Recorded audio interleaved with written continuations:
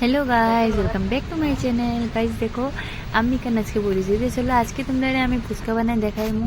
তো এখানে আমি বানাইছি মানে মায়ে কাটিয়ে রাখছেন পেঁয়াজ, আর এখানে আছে ধনিয়া কুচি, আর ধনিয়া কাটা হয়েছে না, আর মরিচ, আর এখানে আলু আর মটর সিদ্ধ করে রাখা হয়েছে, যেটা মায়ে আগে করছিল। আর এখানে আমরা দেখছি আলু কম পড়ে, যার লিগে বাবা হয়েছে বাবা আরও বিজাও। তো বাবা এখানে আলু কাটিয়া দিলার দিকে মায়ে তোমার পেঁয়াজের লগে ধনিয়া পাতাটা আরও কুচি কুচি কুচি কুচি ওইটা খাটি লাইছি।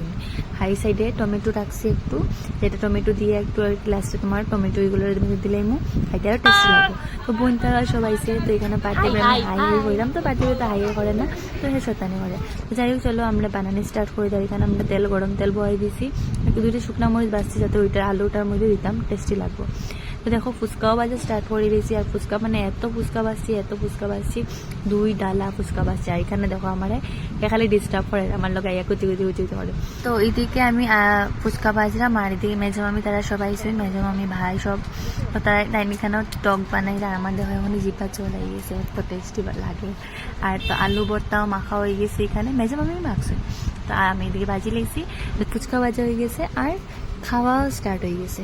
তো বহুত মানুষ এসেছিল, বহুত মজা করছি, বহুত ফুচকা খাইছি। ফুচকাটা দেখতে কত টেস্টি লাগে আর কি স্বাদ লাগে। তো চলো ভিডিওটা ভালো লাগলে লাইক করো, কমেন্ট করো, শেয়ার করো, আর সাবস্ক্রাইব করতে ভুলিও না। আর দেখো কত টেস্টি লাগে ফুচকাটা, মানে অমৃত ঝোল তো একদম টক দই, একদম বহুত বেশি টেস্টি লাগে। তো চলো বাই বাই।